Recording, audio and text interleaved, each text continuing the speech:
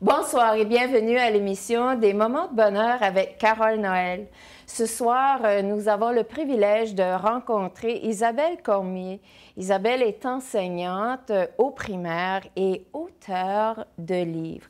Alors, on va aller voir sa belle aventure qui a commencé et pour quelle raison. Bonsoir Isabelle. Bonjour, allô Carole. Comment ça va? Ça va super bien. Alors, tu as commencé une belle aventure d'être auteur, puis tu as commencé 4 ans passés, en 2016, à écrire des livres. Comment tout ce processus est arrivé dans ta vie? C'était vraiment suite à une dépression que j'ai faite, donc une dépression personnelle. C'est souvent quand on tape le fond du baril qu'on se rend compte qu'il faut revenir à l'essentiel.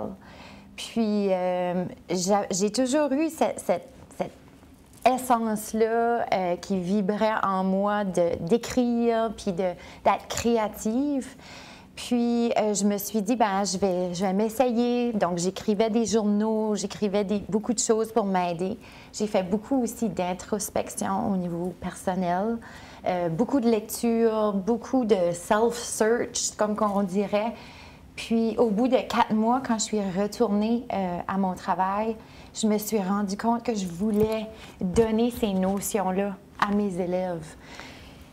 Lorsque tu parles d'introspection, parce que c'est un beau mot, l'introspection. Alors, l'introspection, c'est de revenir sur soi, d'aller voir, OK, où est-ce que je suis rendue, qui je suis devenue dans ma vie à moi. C'est de reconnaître qui on est devenu tout en se regardant dans le miroir.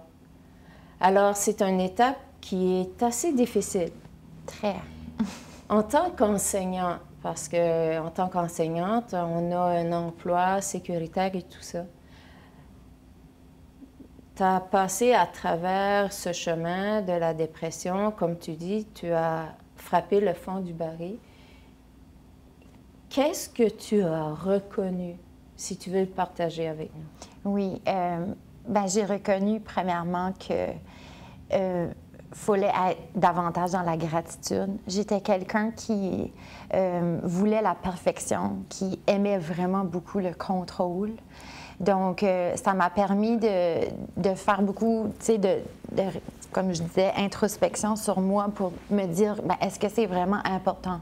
Est-ce que je suis vraiment la personne qui est essentielle ou suis-tu remplaçable? Puis oui, je l'étais. Donc, ça m'a fait vraiment réaliser que j'avais besoin de laisser aller puis de lâcher prise à plusieurs étapes de ma vie. Parce que, tu sais, je suis maman, j'étais enseignante, j'étais mariée dans ce temps-là. J'avais plein de choses. Donc, on porte tellement beaucoup de chapeaux, nous, les femmes. Puis, à un moment donné, on se perd dans tout ça. Et en tant qu'humain, tu as dit une chose merveilleuse. Lorsqu'on est rendu à ce moment-là, oui, on fait ces changements-là. On les reconnaît. Mais comment tu as fait? Parce que là, les auditeurs, ils t'entendent parler, puis ils sont peut-être à ce niveau-là à vouloir faire un changement. Comment toi, tu t'es pris, Isabelle Cormier, pour arriver à surpasser? Qu'est-ce que tu as fait? C'était vraiment une reprogrammation. Okay. Une reprogrammation du cerveau. Puis la personne qui m'a aidée, je veux dire, j'ai aucunement hésité à aller chercher de l'aide. Aussitôt que je me suis sentie vraiment comme vidée puis que je n'en pouvais plus, j'ai quitté mon travail pour une certaine période de temps. Puis je suis allée tout de suite chercher de l'aide. Puis j'ai commencé à en parler parce que je pense que la dépression, puis être comme ça, c'est tabou, puis il faut en parler. Donc moi, j'ai commencé à en parler, j'ai commencé à à aller voir mon entourage, puis ça m'alimentait de vraiment aider les autres à se sentir un peu moins seul. Fait que dans le fond, que je suis ici aujourd'hui puis que je fais ça, c'est exactement ça que j'ai toujours voulu pour aider les gens, dans le fond, qui vivent la même chose.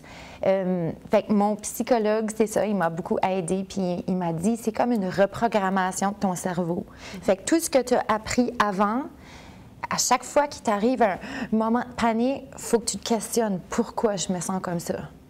Puis c'était aussi simple qu'un bol de chips, mais comme parce qu'on avait de la visite, il fallait que ça soit tel bol de chips, parce qu'il fallait qu'il matche avec tous les autres bols. C'était des niaiseries comme ça. Mais après ça, je me parlais et je disais, OK, ils sont pas venus ici pour garder ton bol de chips, ils sont venus ici pour manger des chips.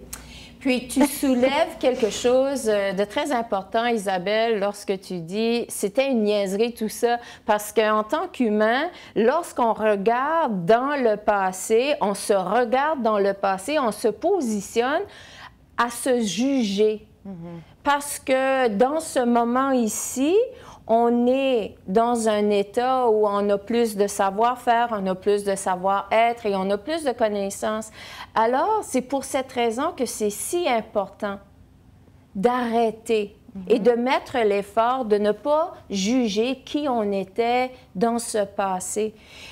À la fin de tout ça, toi, tu as fait ce que tu as fait parce que tu étais là, dans cet espace-là. Et tu as eu beaucoup de courage pour arriver où tu es présentement. Puis, c'est de reconnaître ça maintenant. C'est de reconnaître ce courage que tu as eu, cette bravoure et cette détermination d'arriver où tu es présentement dans un état beaucoup plus heureux.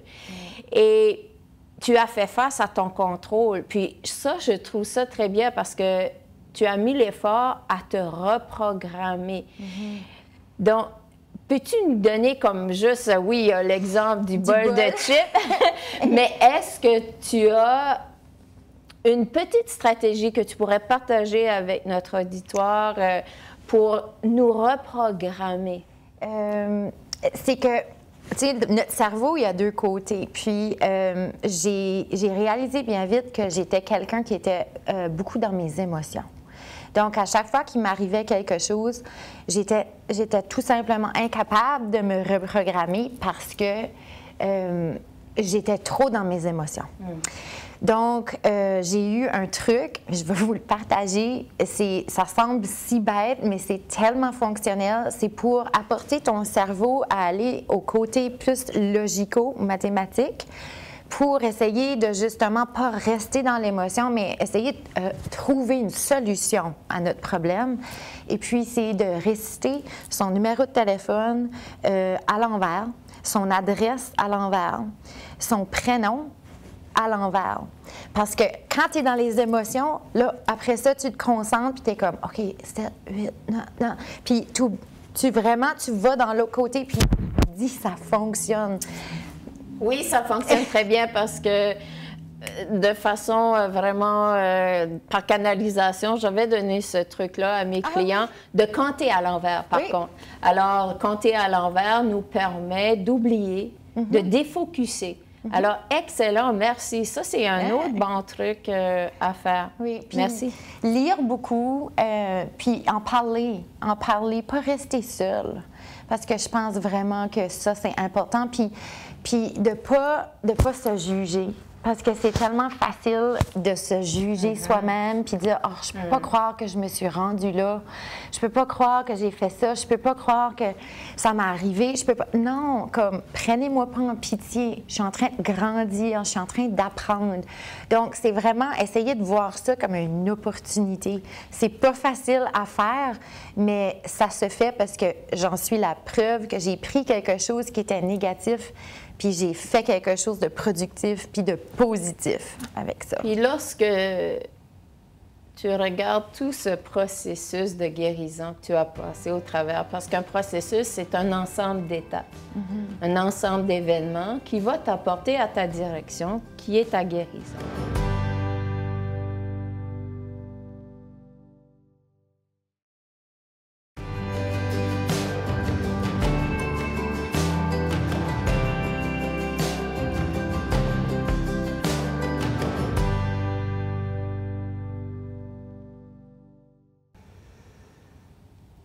combien de temps ça t'a pris à réaliser qui tu étais devenu? Et combien de temps ça t'a pris à sortir, à t'éveiller? Ça a pris beaucoup d'étapes. Puis là, ça vient toucher une sensibilité. C'est ça, c'était... ça a pris beaucoup, comme je disais, j'ai fait un journal de gratitude. Donc ça m'a vraiment aidé à faire des rétroactions sur ma journée. Puis, au début, c'était vraiment juste en parler puis aider. Donc ça, c'était comme le premier 2 ans, faire une réflexion, comment je peux aider mes élèves, etc., quand je suis revenue en salle de classe. Mais ça m'a pris une séparation. Ça m'a appris à me détacher des gens que dans ma tête, qui n'étaient peut-être pas rendus aux mêmes étapes, de laisser tomber certaines amies ou certaines personnes, puis d'aller vers les gens qui croyaient en moi, qui avaient la même passion que moi, ou si tu veux, qui me supportaient. Donc, ça a pris ça une autre année et demie. Donc, en tout et partout, pour que mon livre voie le jour, puis que tous les outils se mettent en place, c'était quand même 4 ans là, avant que je vois ma mission, si tu veux. Puis, ça me fait rire que tu disais comme la personne que je suis. Mais dans le fond, je dis toujours que je me suis retrouvée, dans le fond. Parce que c'est comme la petite Isabelle quand elle était jeune. On dit souvent qu'on retrouve l'enfant en soi. Oui, tout Puis à fait. c'est exactement ça, parce que moi, jeune, je faisais des animations, j'inventais des personnages. Ça fait que c'est vraiment comme si j'ai retrouvé l'ancienne petite Isabelle. Mais serais-tu d'accord que tu as eu à voir qui tu étais devenue pour retrouver celle que tu étais? Oui, oui, absolument. Puis ça a été un deuil. Excellent! Ça a été un deuil de lui dire au revoir. C'est ça, Parce que c'était la perfection. C'était elle qui avait les choses dans sa classe, que tout matchait, qui était on top of things, toujours. Et là, je me suis vue essoufflée de faire ça. Puis j'ai dû faire, OK, qu'est-ce qui est vraiment important? Le lien avec mes élèves. Même si ça ne matche pas, c'est pas grave. Serais-tu d'accord de dire que cette dépression-là, qui a été quand même un moment très difficile dans ta vie, a été une bénédiction, puis que durant cette dépression-là, comme beaucoup de dépressions, nous permet, en quelque sorte, de mourir d'une partie de nous qui n'était pas justifiable à notre bien-être ou qui n'était pas partie de notre mission de vie. Parce que lorsqu'à un moment donné, on vient à fabriquer cette image de nous, cette image qui nous protège en quelque sorte. Puis cette image, ben, elle veut contrôler, elle veut manipuler, elle a peur. Alors, dans ce parcours, on vient avoir cette image-là et tu l'as cassée pour faire sortir la petite Isabelle. Et c'est tout ça, cette dépression. C'est pour cette raison que je crois fortement que lorsque l'humain est en mode dépressif, c'est comme un ours qui rentre dans sa caverne. Il hiberne. Oui, il hiberne.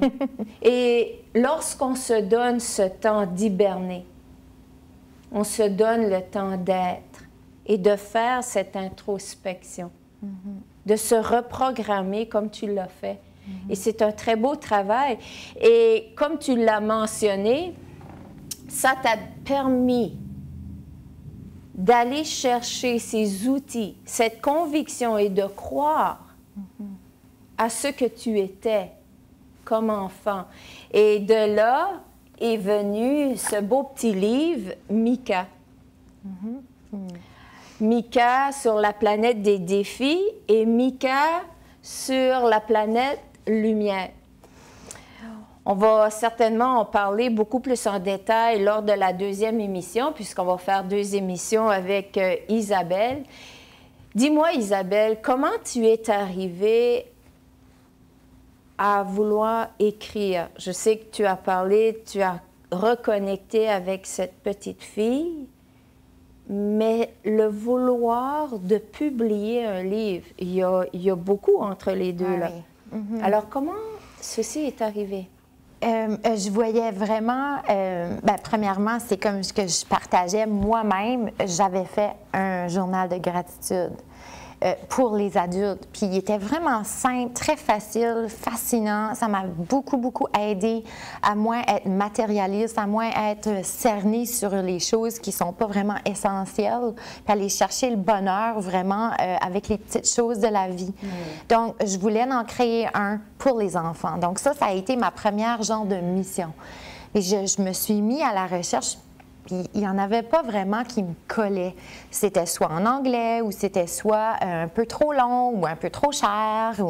Donc, c'est un peu ça qui était comme, OK, j'aimerais ça d'en faire un. Donc, ça a comme commencé par le journal, malgré que c'est la dernière chose de ma collection, de ma première collection qui a vu le jour. C'était quand même ma première mission. Puis l'autre chose, c'est que je me suis rendue compte vite, justement en me reprogrammant, que parce que je restais beaucoup dans mes émotions, j'avais vraiment comme un mindset qui était plus désagréable. Donc, c'était toujours comme cerné sur les choses que je n'étais pas capable de faire ou... Tu étais dans le vide, c'est constamment. Ça. Donc, puis après ça m'a apporté à dire, « Hey, sais-tu quoi? Il y a toujours deux façons de voir les choses. » Puis je veux apprendre ça à mes élèves. Je veux apprendre ça qu'il y a deux mindsets. Puis il y a un mindset qui est comme que tu peux apporter à leur faire comprendre que malgré que c'est difficile, on peut s'en sortir dépendamment de la façon que tu le vois. Et puis, je voulais mettre ça en visuel, donc d'où est venue mon idée de créer les deux planètes. C'est extraordinaire. Donc, il y a eu des peurs, certainement. Certainement, il y a eu des peurs à travers tout ça. Comment tu as fait face à ces peurs-là?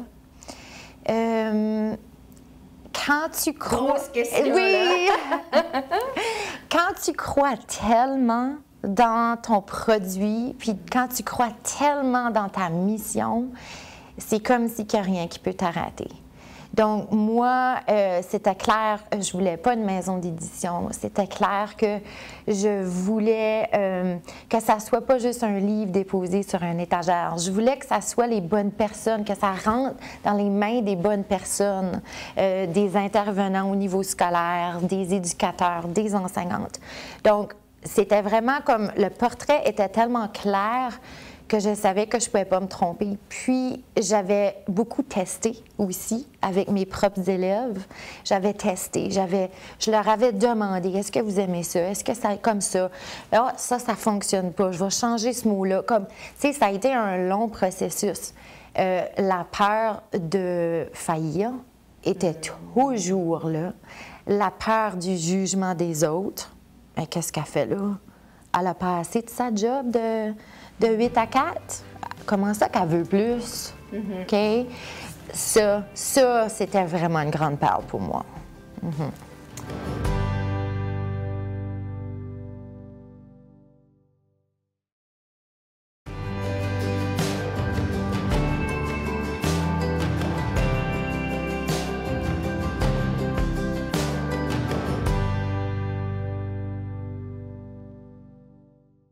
Merci parce que tu y as cru.